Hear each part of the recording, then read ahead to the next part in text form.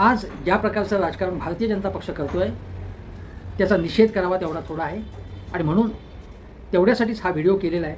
आणि या अशा प्रकारच्या राजकारणातनं त्या पक्षातील जे निष्ठावंत आहेत, जे त्यांनासुद्धा संधी नाकारली जाते, याचा अर्थ कोणीच कुठल्याही पक्षात कधीही जाऊ नये असं मी म्हणत नाही।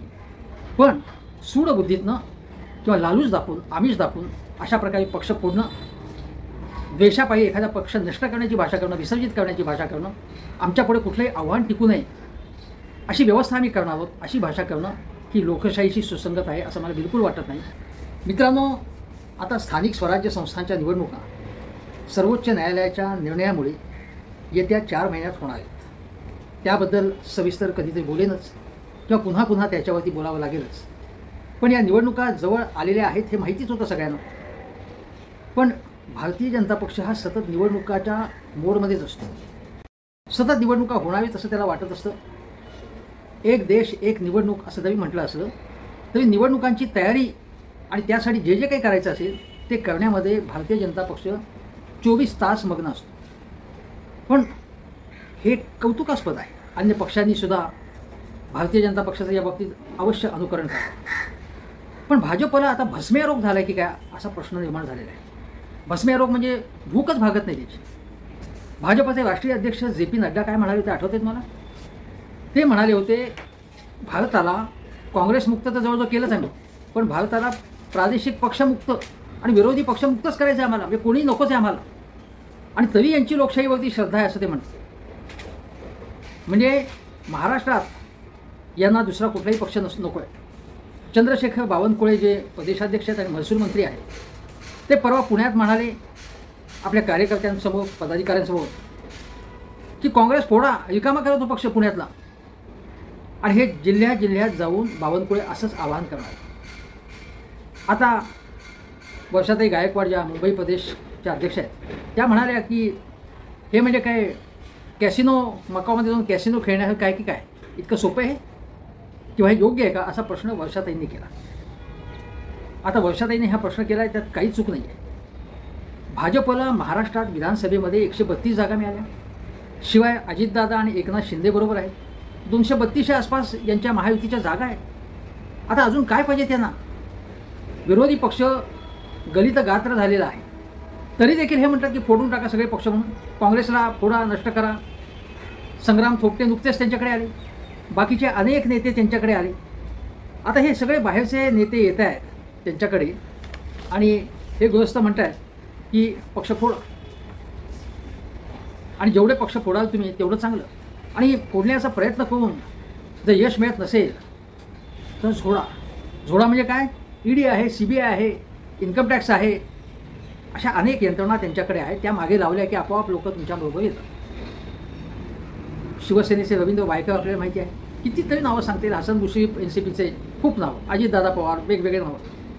आता तो सगळा पाढा सगळ्यांना, म्हणजे पाढा म्हणण्याचंही कारण की सगळ्यांना पाठ आहे, तोंड पाठ आहे सगळं। ब्रिटिशांनी जसं फोडा आणि झोडा हे धोरण स्वीकारलं होतं त्याप्रमाणे एकीकडे फोडायचा प्रयत्न करायचा, नाही तर तपास यंत्रणांनी झोडायचं। आणि शिवाय हिंदू मुस्लिम आहेच फोडायला, यांचं चालूच असतं ते, ती त्यांची विचारधारा आहे असं तुम्ही गृहीत धरा। आता बघा, हर्षवर्धन सपकाळ हे प्रदेशाध्यक्ष आहेत काँग्रेसचे आणि ते अत्यंत नेक असे नेते आहेत, एकदाच आमदार झाले होते आणि त्यांच्याकडे कुठल्याही संस्था नाही आहेत, अत्यंत स्वच्छ चारित्र्याचे आणि सर्वसामान्य माणसात खरोखरीच काम करणारे नेते आहेत। सर्वसामान्यांचे नेते म्हणून जे कंत्राटदारांचे नेते आहेत एकनाथ शिंदेसारखे, तसे सपकाळ हे नेते नाही आहेत। ते यात्रा काढत आहेत, ठिकठिकाणी जात आहेत, दौरे करत आहेत, कार्यकर्त्यांना भेटत आहेत। आता इतक्या उन्हात परभणीमध्ये त्यांनी सद्भावना यात्रा काढली आणि त्याला चांगला प्रतिसाद मिळाला। याच्या अगोदरसुद्धा त्यांनी एक यात्रा काढली होती। सपकाळ असं म्हणाले की भाजपमध्ये जे लोक जात आहेत ते विचारधारेसाठी नाही जात, कुठल्याही विचारासाठी जात नाही, तर फक्त सत्तेसाठी जात आहेत असं ते स्पष्टपणे म्हणाले। आणि भाजप हे काँग्रेसचं नेतृत्व खाणारी चेटकीण आहे असं ते म्हणाले।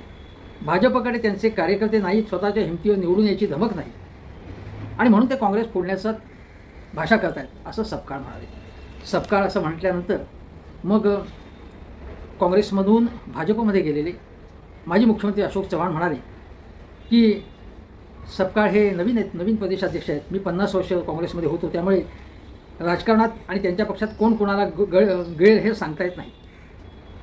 अशोक चव्हाण म्हणतात की एकेकाळी काँग्रेसमध्ये बाहेरचे नेते येत असत, पण काँग्रेसमध्ये आता काँग्रेसच्या पक्षावरती कोणाचा विश्वास राहिला नाही, कार्यकर्ते त्यांच्याकडे राहिले नाहीत आणि त्यामुळे हे असं चालूच राहणार आहे, काँग्रेसला गळती चालूच राहणार आहे, काँग्रेसला काही भवितव्य नाही, असं अशोक चव्हाण म्हणाले. 50 वर्ष ज्या पक्षामध्ये ते राहिले त्या पक्षाबद्दल ते असं म्हणाले. आणि बावनकुळे जे करतायत, जी भाषा बोलतायत ते सगळं चांगलं आहे असं सर्टिफिकेट अशोक चव्हाणांनी देऊन ठेवलं. माणूस किती कृतज्ञ आहे हे याच्यावरनं दिसून येतं. अत्यंत कृतज्ञ माणूस आहे. म्हणजे या माणसाला अनेक वर्ष मंत्रिपद मिळालं, घराणेशाहीतनं त्यांचं नेतृत्व फुलून आलं. शंकरराव चव्हाण कुठे आणि अशोक चव्हाण कुठे. शंकरराव चव्हाण हे अत्यंत काँग्रेसवरती श्रद्धा असलेले नेते होते, चळवळीमधनं पुढे आलेले होते, हैदराबाद मुक्तीसंग्रामात होते ते, आणि अत्यंत स्वच्छ चारित्र्याचे, प्रशासनावरती पकड असणारे नेते होते. त्यांनी शिस्त लावली होती. महाराष्ट्रात गृह खातं अत्यंत चांगल्या पद्धतीने केंद्रात सांभाळलं होतं, अर्थ खातं, नियोजन खातं केंद्रात त्यांनी अनेक खाती सांभाळली होती, आणि इंदिरा गांधींचे अत्यंत विश्वासू, राजीव गांधींचे विश्वासू अशा प्रकारचे ते नेते होते. पण अशोक चव्हाण हे मात्र काँग्रेसने इतकं देऊन मंत्रिपद, मुख्यमंत्रीपद, आता राज्यसभा दिली त्यांना, आणि एवढा सगळ्या पदं देऊनसुद्धा त्याच काँग्रेसवाला नावं ठेवणं, लाखोली वाहणं हे त्यांचं चालू आहे. एका चॅनलवरती ते त्यांच्या कन्येसह निवडणुकीच्या सुमारास गप्पा मारायला आले होते, तेव्हा त्यांनी काँग्रेसबद्दल ज्या प्रकारचे उद्गार काढले ते भयंकर होतं. म्हणजे ज्या पक्षामध्ये इतकं तुम्हाला मिळालं, इतकी सत्ता मिळाली, इतकी संधी मिळाली, तिकीट वाटपाची संधी मिळाली तुम्हाला, आणि एवढं कुठलाही पक्ष देणार नाही एवढं कर्तृत्व नसताना सुद्धा दिलं. मराठवाड्याच्या पलीकडे इतकं देऊनसुद्धा अशोक चव्हाण हे महाराष्ट्राचे नेते कधी झाले नाही. त्यांच्या सभांना कधीही गर्दी झाली नाही, सभांना असा प्रतिसाद मिळाला नाही, लोकांचं असं प्रेम मिळालं नाही. नांदेडमध्ये होतं, पण सत्तेच्या आधारानेच त्यांचं नेतृत्व फुललं हे लक्षात घ्या. आणि ज्या क्षणी त्यांच्या लक्षात आलं की काँग्रेसला आता प्रतिकूल काळ सुरू झाला आहे, भाजपचा उत्कर्षाचा काळ आहे, भाजपत गेले ते. मला असं वाटतं की भारतीय जनता पक्ष सत्तेवर असता समजा अगोदरच, म्हणजे जेव्हा अशोक चव्हाण राजकारणात आले तर ते भाजपतच गेले असते. म्हणजे काँग्रेसमध्ये ते गेले ते सत्तेसाठीच गेले, काँग्रेसच्या विचारांवरती श्रद्धा असल्यामुळे नाही. 50 वर्षे एका पक्षात राहिला तुम्ही, ज्या पक्षात राहून तुम्ही नरेंद्र मोदी, अमित शहा सगळ्यांना नावं ठेवली, टीका केली ज्या पक्षात राहून, आणि त्याच पक्षाच्या पुढे नरेंद्र मोदी आणि अमित शहा आले की वाकून उभे राहता तुम्ही, लांगुलचालन करता, लाचारी करता, गुलामी करता. काय अशा जगण्याला अर्थ काय? तुम्ही ज्या पक्षात होता त्या पक्षावर निष्ठा ठेवा, किंवा तो किमान पक्ष सोडल्यावरती त्या पक्षाबद्दल असं अत्यंत तिरस्काराने बोलणं हे अतिशय चुकीचं आहे. आणि बावनकुळेंचं समर्थन करणंही चुकीचं आहे. म्हणजे उद्या कुठलाही पक्ष अशा प्रकारे सतत फक्त लोकांना फोडण्यावरती, पक्ष फोडायचा आहे, घरं फोडायची, मग हे दरोडेखोर झाले ना. कधी कधी काही वेळा असं करणं वेगळं, पण हे एक विचारसरणी झाली की काय भाजपची, आणि त्या विचारसरणीचं समर्थन हे करत आहेत. आणि सपकाळ यांच्यासारखे जे नेते आहेत ते आता प्रदेशाध्यक्ष आहेत, पण त्यांच्यासारखे जे नेते आहेत ना, किंवा जे कार्यकर्ते आहेत तेच काँग्रेसला पुढे नेतील, जे घाबरणार नाहीत ईडी किंवा CBI, जे भारतीय जनता पक्ष आणि संघाला घाबरणार नाहीत, आपल्या विचारसरणीवरती, म्हणजे काँग्रेसच्या धर्मनिरपेक्षतावादी विचारसरणीवरती, उदारमतवादावरती, लोकशाहीवरती, संविधानावरती, सर्वसमावेशक अशा विचारसरणीवर ज्यांचा गांधी नेहरूंच्या विचारांवर श्रद्धा आहे, तो काँग्रेसचा कार्यकर्ता पुन्हा तानात राबेल आणि काँग्रेस पक्ष सोडणार नाही. आणि काँग्रेस पक्ष रिकामा करा असं जे बावनकुळे म्हणतात, असा 140-45 वर्षाचा पक्ष, 140 वर्षांचा पक्ष हा असा संपेल, काँग्रेस विसर्जित होईल असं स्वप्न मोदींपासून अनेक जण बाळगत होते. काँग्रेसची ताकद, जे काँग्रेस कमी झाला होता 44, 52, त्याच्यावर 100वरती आला ना काँग्रेस, असा काँग्रेस पक्ष संपणार नाही. भाजपची कितीही इच्छा असली तरी तसं होणार नाही. आणि राहुल गांधींचं नेतृत्व एस्टॅब्लिश झालेलं आहे आता. केवळ राहुल गांधी म्हणजे काँग्रेस आहे असं म्हणत नाही, पण बाकीचे अनेक जण राज्यात काम करत आहेत काँग्रेससाठी, तरुण लोक येत आहेत. हीच काँग्रेसची आशा आहे. आणि सत्ता मिळाली नाही काँग्रेसला, आणि 5 वर्षात काय 10 वर्षात मिळण्याची शक्यता नसली तरी जे काम करत आहेत काँग्रेससाठी, ते खरे काँग्रेसचे शूर शिपाई असं म्हणावं. आणि बावनकुळेंच्यामुळे काय होते की बावनकुळे हे अजगरवादी तत्त्वज्ञानाचा पुरस्कार करतात. म्हणजे अजगराला कसं पटापट गिळायची सवय असते, त्याचं समाधानच होत नाही. आणि त्याप्रमाणे भाजपची जी भूक आहे, भक्ष्य एक कुठलं मिळतं हे बघण्याचा प्रयत्न चाललेला आहे. आता संग्राम थोपटे अलीकडेच आले, आणि मग ते आल्यानंतर म्हणायचं की त्यांना आम्ही सामावून घेण्याचा प्रयत्न करू, आणि मग त्या भागातले भाजपचे कार्यकर्ते जेव्हा अस्वस्थ झाले की हे तुम्ही नवीन लोक आहेत, आम्हाला काय, आमचं केव्हा उद्धार होणार, आम्हाला सत्ता केव्हा मिळणार, मग तुमचंही आम्ही तुमच्याकडे लक्ष देऊ, तुम्ही काळजी करू नका, असं त्यांनाही सांभाळून घ्या. अशा प्रकारे सगळं चाललेलं आहे. आणि भारतीय जनता पक्षातले जे निष्ठावान कार्यकर्ते आहेत, संघामध्ये जे निष्ठावान कार्यकर्ते आहेत, जे वर्षानुवर्ष काम करतात, त्यांना संधी नाकारून बघा किती लोक आले त्यांच्याकडे. प्रसाद लाड काय, प्रवीण दरेकर काय, हा कुठला कोण मोहित कंबोज, कोणाकोणाला इथे महत्त्व मिळते. नारायण राणे काँग्रेस पक्षात होते आणि भाजपला शिव्या देत होते. मग स्वतःचा स्वाभिमानी पक्ष काढला, स्वाभिमान पक्ष. मग शिवसेनेतून कुठे आले, काँग्रेसमधनं स्वाभिमान पक्ष. तो स्वाभिमान त्यांनी खुंटीला बांधला, तो स्वाभिमान खुंटीला बांधून ते भाजपत सामील झाले आणि मग मोदी, शहा, देवेंद्र फडणवीस यांचे ढोल वाजवायला लागले. तर किती नावं सांगायची की जे भारतीय जनता पक्षात नव्हतेच आणि जे भाजपमध्ये आले. बघा आता उदाहरणार्थ हर्षवर्धन पाटील आता राष्ट्रवादीमध्ये आहे, पण हर्षवर्धन पाटील जाऊन आले आणि ते जेव्हा भाजपत गेले तेव्हा म्हणाले मला तर छान झोप लागते म्हणून, पण त्यांना संधी नव्हती तिथे, त्यामुळे ते NCP झाले, तिथूनही पराभूत झाले, पण NCP ते. संग्राम थोपटे आता मूळ काँग्रेसचे, ते आता भाजपत आहेत. विजयकुमार गावित, हिना गावित हे राष्ट्रवादीचे होते मूळचे गावित, आता भाजप. अमरीश पटेल मूळचे काँग्रेसचे, भाजप. आता चिमणराव पाटील, चंद्रकांत पाटील खानदेशातले हे मूळचे शिवसेनेचे. हे सगळे जे मी तुम्हाला सांगते ती भाजपत सामील झाले नेते.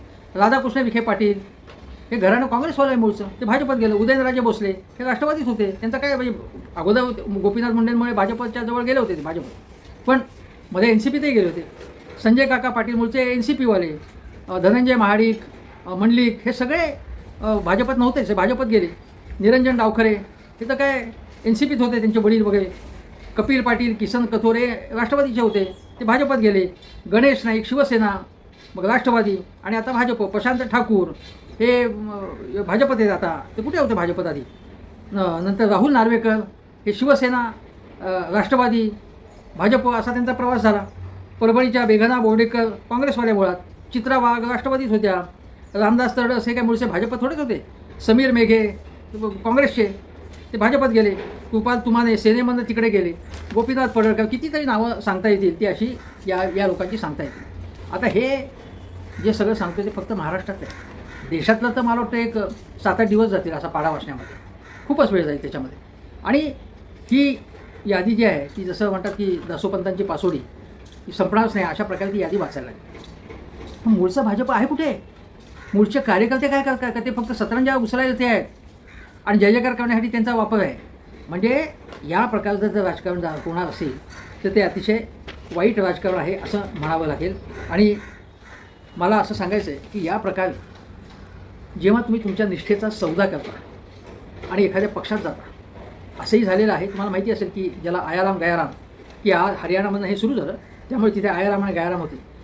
या पक्षातनं त्या पक्षात गेले, एका दिवशी त्या पक्षातनं या पक्षात गेले आले, पुन्हा या पक्षातनं त्या पक्षात गेले आणि तिथून हे आयाराम गयाराम असं प्रकरण सुरू झालं. आता तुम्ही म्हणाल की मग बाकीचे पक्ष हे करत नव्हते का?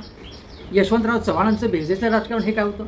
यशवंतराव चव्हाण यांचं जे बेरजेचं राजकारण होतं त्यावेळी स्वातंत्र्य मिळून काही वर्षच झाली होती आणि यशवंतरावांना असं वाटत होतं जे काँग्रेसच्या जवळ जाणारे जे विचार आहेत, समजा समाजवादी असेल, कोणी कम्युनिस्ट असेल, कोणी शेका पक्षाचे लोक असतील, ते पक्ष काँग्रेसचा एवढा महाकाय पक्ष होता तेव्हा आणि बाकीचे पक्ष नव्याने उदयास आलेले किंवा कमी ताकदीचे होते आणि नेते त्यांचे जे होते ते स्वातंत्र्य चळवळीतून त्यांचं नेतृत्व उदयाला आलं, तर त्यांना काँग्रेस पक्षात अधिक वाव मिळेल आणि काँग्रेस पक्षाचा जो चेहरा आहे तो अधिक डावा, पुरोगामी, लोकशाहीवादी, उदारमतवादी असा होईल. हे स्वप्न यशवंतरावांचं होतं म्हणून त्यांनी त्यांच्याकडे काँग्रेसमध्ये आलं. त्याला बेरजेचं राजकारण असावं, ते पक्ष नष्ट व्हावेत, खच्ची व्हावेत, त्यांना खोके द्यावेत, पैसे देऊन त्यांच्याकडे त्यांच्यामागे ईडी लावावेत, अशा प्रकारचं काही केलं नव्हतं ते यशवंतराव. त्यावेळी ही भानगडच नव्हती. ईडी हे नाव कोणाला माहिती होतं? हे बेरजेचं राजकारण होतं आणि त्यामुळे महाराष्ट्रातसुद्धा काँग्रेस वाढली, चांगल्या प्रकारे वाढली आणि काँग्रेसचा बहुजनवादी चेहरा अधिक सशक्त झाला महाराष्ट्रात. संपूर्ण देशात सुद्धा अशा प्रकारचे नेते आले तेव्हा हा खोके पॅटर्न आलेला नव्हता.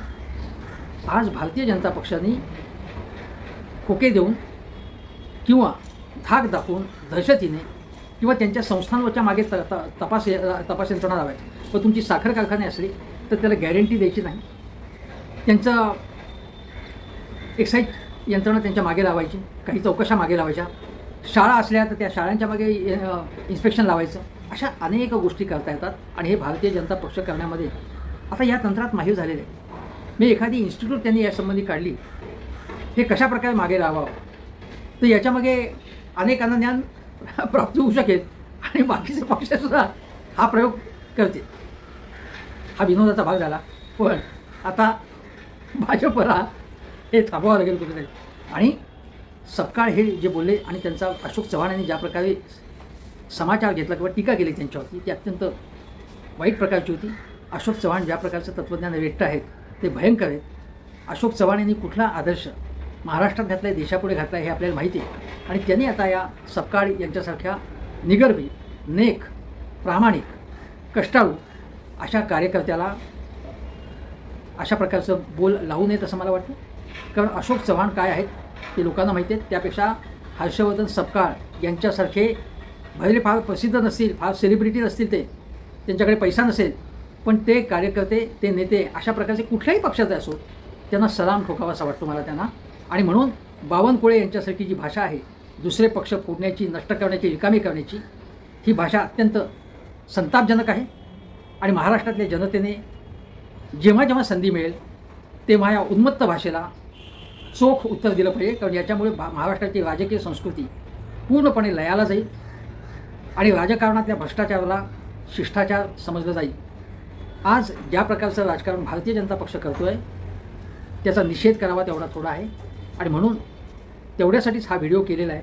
आणि या अशा प्रकारच्या राजकारणातनं त्या पक्षातील जे निष्ठावंत आहेत, जे त्यांनासुद्धा संधी नाकारली जाते, याचा अर्थ कोणीच कुठल्याही पक्षात कधीही जाऊ नये असं मी म्हणत नाही. पण सूडबुद्धीतनं किंवा लालूच दाखवून, आमिष दाखवून अशा प्रकारे पक्ष फोडणं, द्वेषापायी एखादा पक्ष नष्ट करण्याची भाषा करणं, विसर्जित करण्याची भाषा करणं, आमच्यापुढे कुठलंही आव्हान टिकू नये अशी व्यवस्था आम्ही करणार आहोत, अशी भाषा करणं ही लोकशाहीशी सुसंगत आहे असं मला बिलकुल वाटत नाही.